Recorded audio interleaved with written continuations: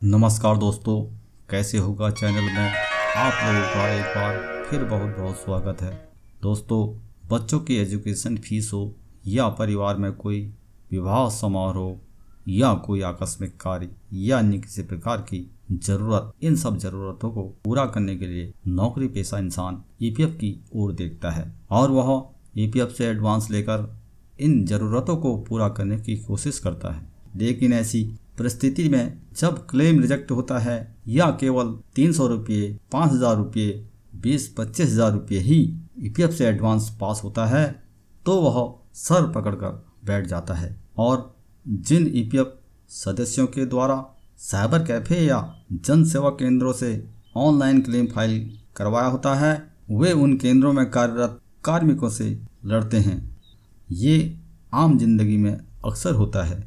दोस्तों, यह इसलिए होता है कि ईपीएफ सदस्यों और साइबर कैफे या जन सेवा केंद्रों पर कार्य करने वाले कर्मचारियों को यह पता नहीं होता है कि किस पारा से कितनी धनराशि मिल सकती है, कितनी बार मिल सकती है और किस तरह से ज़रूरत के हिसाब से ईपीएफ एडवांस से रुपये प्राप्त किए जा सकते हैं।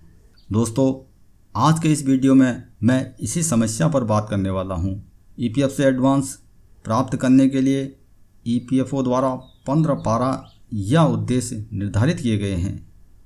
पहले एक एक करके इन पारों या उद्देश्य की जानकारी मैं आपको दूंगा, फिर आपको यह बताऊंगा कि आप कैसे, कहां पर, पहले किस पारे का यूज कर अधिक से अधिक धनराशि या अपनी ज़रूरत के हिसाब से धनराशि ईपीएफ एडवांस से प्राप्त कर सकते हैं। वीडियो थोड़ा लंबी ज़रूर हो सकती है, लेकिन एक बार वीडियो को अंत तक देखने के बाद मैं दावे के साथ कह सकता हूं कि आपको ईपीएफ एडवांस से संबंधित अन्य वीडियो देखने की आवश्यकता नहीं पड़ेगी।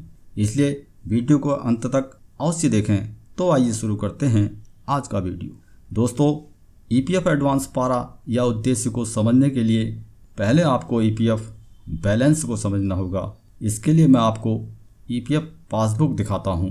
यहाँ आप जो ईपीएफ पासबुक देख रहे हैं इसमें आपको जो एम्प्लॉय शेयर अर्थात कर्मचारी शेयर एवं एम्प्लॉयर शेयर अर्थात नियोक्ता शेयर दिखाई दे रहे हैं, इन्हीं शेयर में जमा होने वाली धनराशि को आप विभिन्न पारों का यूज कर ईपीएफ एडवांस ले सकते हैं। आगे मैं एम्प्लॉय शेयर को कर्मचारी शेयर एवं एम्प्लॉयर शेयर को नियोक्ता शेयर के नाम से पुकारूंगा। दोस्तों, जैसा कि मैंने पहले आपको बताया, वर्तमान में कुल 15 एडवांस पारे निर्धारित हैं। आइए जानते हैं इनके बारे में। Number 1, outbreak of pandemic.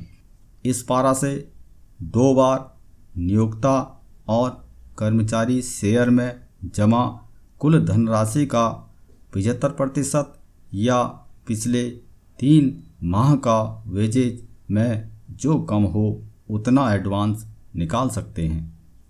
दोस्तों, कई ईपीएफ सदस्य यह समझते हैं कि इस पारा से वह अपनी ईपीएफ में जमा धनराशि का 75% धनराशि निकाल सकते हैं।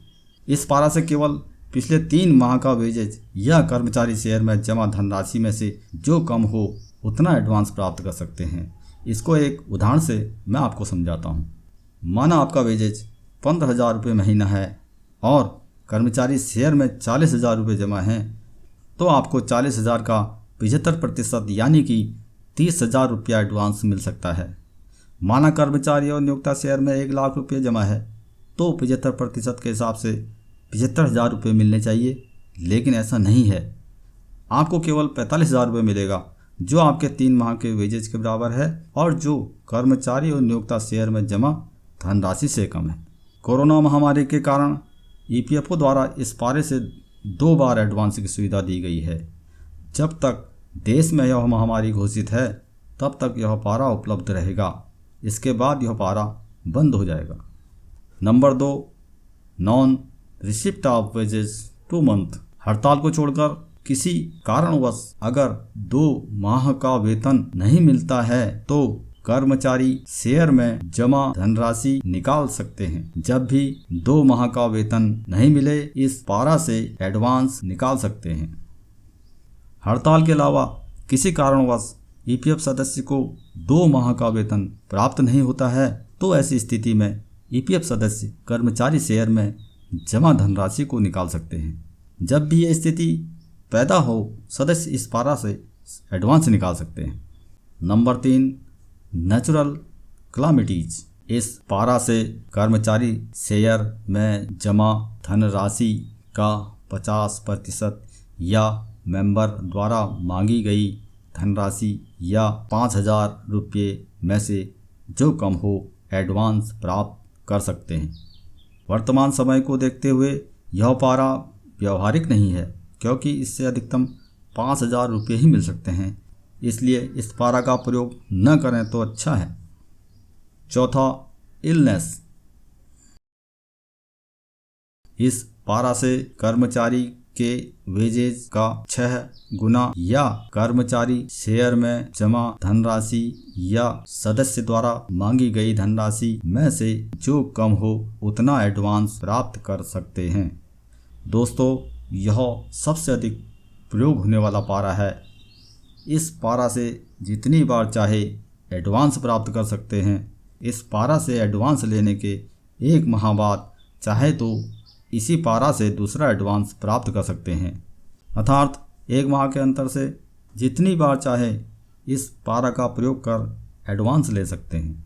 Number 5, power cut. इस पारा से सदस्य का 1 माह का वेजेज अथवा ₹300 में जो कम हो कर्मचारी शेयर में जमा धनराशि से एडवांस मिलता है।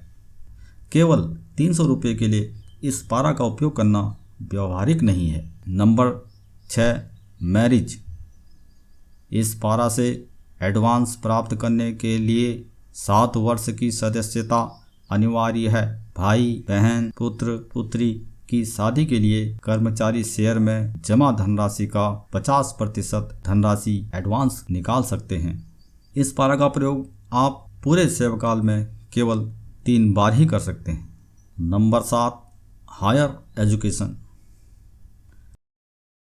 मैरिज पारे की तरह ही इस पारे से एडवांस प्राप्त कर सकते हैं।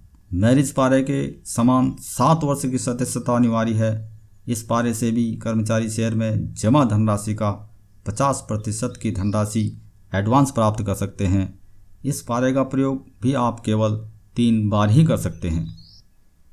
Number 8, purchase of handicap equipment. इस पारा से कर्मचारी शेयर से 6 महीने का वेजेज या इक्विपमेंट खरीद की धनराशि जो कम हो एडवांस प्राप्त कर सकते हैं। इस पारे के द्वारा आप कर्मचारी शेयर में जमा धनराशि या 6 माह के वेजेज या मांगी गई धनराशि में जो कम हो उतना एडवांस प्राप्त कर सकते हैं। पहले एडवांस के 3 साल बाद ही इस पारे से दोबारा एडवांस प्राप्त कर सकते हैं। Number 9, purchase of dwelling house flat from A promoter.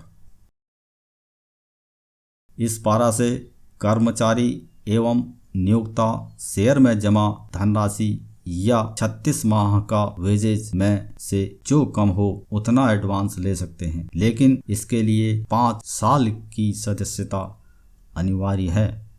इस पारा से 36 माह के वेजेज के बराबर धनराशि या कर्मचारी और नियोक्ता शेयर में जमा धनराशि में जो कम हो उतना एडवांस प्राप्त कर सकते हैं। इस पारे से पूरे सेवा काल में केवल 1 बार ही एडवांस प्राप्त कर सकते हैं। इसके लिए कर्मचारी शेयर में कम से कम 1,000 रुपये का बैलेंस होना अनिवार्य है। Number 10, purchase of site for construction. इस पारा से कर्मचारी और नियोक्ता शेयर में जमा धनराशि या 24 माह का वेजेज जो कम हो उतना एडवांस ले सकते हैं, लेकिन इसके लिए 5 साल की सदस्यता या कर्मचारी शेयर में 1,000 रुपये बैलेंस होना अनिवार्य है। मकान बनाने के लिए भूमि खरीदने हेतु इस पारा का उपयोग कर सकते हैं। इस पारा से पिछले 24 माह का वेजेज या कर्मचारी और नियोक्ता शेयर में जमा धनराशि जो कम हो उतना एडवांस प्राप्त कर सकते हैं। इसके लिए भी 5 साल की सदस्यता एवं कर्मचारी शेयर में 1,000 रुपये बैलेंस होना अनिवार्य है। यह भी केवल 1 बार ही प्राप्त होता है। Number 11, purchase of house flat construction including acquisition from agency. इस पारा से कर्मचारी एवं नियोक्ता शेयर में जमा धनराशि या 36 माह का वेजेज में जो कम हो उतना एडवांस ले सकते हैं, लेकिन इसके लिए 5 साल की सदस्यता एवं कर्मचारी शेयर में 20,000 रुपये बैलेंस होना अनिवार्य है। इस पारे से भी केवल एक बार ही एडवांस निकाल सकते हैं। Number 12, construction of house. इसके लिए 5 साल की सदस्यता होनी अनिवार्य है। इस पारे से कर्मचारी एवं नियोक्ता शेयर में जमा धनराशि या 36 माह का वेजेज जो कम हो उतनी धनराशि एडवांस ले सकते हैं। अधिक से अधिक धनराशि प्राप्ति के लिए अधिकतर इस पारे का प्रयोग किया जाता है। इसके द्वारा भी आप केवल एक बार ही एडवांस प्राप्त कर सकते हैं। कर्मचारी शेयर में कम से कम 1,000 रुपये की धनराशि बैलेंस हो तभी आप इस पारे का प्रयोग कर सकते हैं। Number 13, additions alterations of house. इस पारा से कर्मचारी शेयर में जमा धनराशि या 12 माह का वेजेज में से जो कम हो उतना एडवांस ले सकते हैं, लेकिन इसके लिए 5 साल की सदस्यता होनी आवश्यक है। अगर कंस्ट्रक्शन ऑफ हाउस पारा से एडवांस लिया है तो इसके 5 साल बाद ही इस पारा से एडवांस निकाल सकते हैं। Number 14, 90% withdrawal before retirement. इस पारा से रिटायर से 1 साल पहले कर्मचारी और नियोक्ता शेयर में जमा धनराशि का अधिकतम 90% एडवांस ले सकते हैं। Number 15, advance for continuous unemployment for above 1 month. इस पारा से कर्मचारी शेयर में जमा कुल धनराशि का अधिकतम 75% एडवांस ले सकते हैं। एक नौकरी छूटने के 1 माह बाद भी दूसरी नौकरी नहीं मिलती है तो ईपीएफ सदस्य इस पारा के द्वारा कर्मचारी शेयर में जमा कुल राशि का 75% एडवांस प्राप्त कर सकता है, लेकिन इसके लिए ईपीएफ मेंबर के यूएन पोर्टल में एग्जिट डेट अपडेट होनी आवश्यक है। दोस्तों, समस्त पारों को जानने के बाद आपको यह पता चल गया होगा 15 पारों में से केवल 6 पारों से ही नियोक्ता अंशदान में जमा धनराशि को आप निकाल सकते हैं। ऐसे में आपको एडवांस के इन 6 पारों का चतुराई से प्रयोग करना होगा। निम्न 2 उदाहरण से आपको मैं समझाता हूँ। नंबर 1, यदि कर्मचारी शेयर में 85,000 रुपये है लेकिन सदस्य को 1,30,000 रुपये की आवश्यकता है तो तब कैसे इतनी धनराशि निकाल सकते हैं। दोस्तों, यहाँ दिए गए दोनों उदाहरण में वेजेज 15,000 रुपये मानकर चलेंगे। 1,30,000 रुपये के लिए हमें 2 पारों का यूज करना होगा। पहले हम इनलेस पारे से 85,000 रुपये एडवांस निकाल लेंगे, फिर आउटब्रेक ऑफ पेंडेमिक पारा का यूज कर 45,000 रुपये एडवांस प्राप्त कर सकते हैं। दोनों पारों से एक साथ क्लेम फाइल किया जा सकता है, लेकिन यहाँ पर हम ऐसा नहीं कर सकते हैं, क्योंकि अगर दोनों पारों से एक साथ क्लेम फाइल करेंगे तो आउटब्रेक ऑफ पेंडेमिक पारा जो इलनेस पारे के बजाय पहले सेटल होता है से 45,000 रुपये पास हो जाएंगे, जो कि कर्मचारी शेयर से ही कम होंगे। अब कर्मचारी शेयर में बचे 40,000 रुपये ही इलनेस पारे में पास होंगे। दोनों पारों से एक साथ क्लेम फाइल करने से हमें केवल 85,000 रुपये ही मिलेंगे। यदि हम चतुराई के साथ पहले इलनेस पारे से कर्मचारी शेयर में जमा पूरे 85,000 रुपये निकाल लेंगे, उसके बाद आउटब्रेक ऑफ पेंडेमिक अथवा कोविड पारा के द्वारा नियोक्ता शेयर से 45,000 रुपये एडवांस प्राप्त कर हम 1,30,000 रुपये प्राप्त कर सकते हैं। इस उदाहरण से स्पष्ट है कि हम यदि एडवांस पारों का कुशलता से यूज करते हैं तो हमें अपनी ज़रूरत के हिसाब से अधिकतम एडवांस प्राप्त हो सकता है। उदाहरण नंबर 2, यदि कर्मचारी शेयर में 4,50,000 रुपये जमा है लेकिन 3 लाख रुपये की आवश्यकता है तो पहले मैरिज पारा से कर्मचारी शेयर में जमा धनराशि का 50% 2,25,000 रुपये एडवांस, फिर इलनेस पारा से 75,000 रुपये एडवांस प्राप्त कर इस आवश्यकता को पूरा करेंगे। अब आप कहेंगे ये 3 लाख रुपये तो हम purchase of site for construction पारा से एक साथ निकाल सकते हैं। आप सही कह रहे हैं, लेकिन दोस्तों भविष्य में अगर हमें ज़्यादा धनराशि की आवश्यकता हुई तो तब हम इस पारे का प्रयोग कर सकते हैं, क्योंकि यह पारा एक ही बार प्रयोग किया जा सकता है और इससे कर्मचारी और नियोक्ता शेयर में जमा धनराशि को निकाल सकते हैं। इसलिए हमें कुशलता से पहले उस पारे का प्रयोग करना है जो पारा केवल कर्मचारी शेयर में जमा धनराशि निकालने के लिए होता है।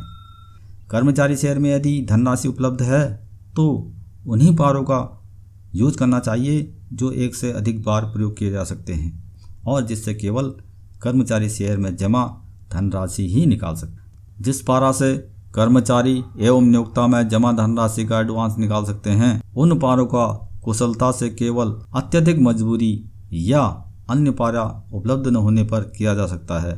इसी प्रकार ईपीएफ में जमा धनराशि में से अधिक एडवांस प्राप्त करना चाहते हैं और रिटायरमेंट में भी 3 या 4 साल हैं तो ईपीएफ में जमा धनराशि के अनुसार पहले हमेशा मैरिज, फिर इलनेस, फिर purchase of site for construction एवं अंत में कंस्ट्रक्शन ऑफ हाउस पारे का प्रयोग करें। दोस्तों, ईपीएफ एडवांस पारों का कुशलता से प्रयोग के अनेक उदाहरण दे सकता हूं, लेकिन उससे वीडियो बहुत लंबी हो जाएगी। इसलिए इससे संबंधित कोई भी क्वेरी हो आप कमेंट बॉक्स में पूछ सकते हैं, हर कमेंट का उत्तर दिया जाएगा। जाते जाते चैनल को सब्सक्राइब एवं वीडियो को लाइक करना न भूलें। आपसे फिर मुलाकात होगी एक नई जानकारी के साथ नए वीडियो में। धन्यवाद।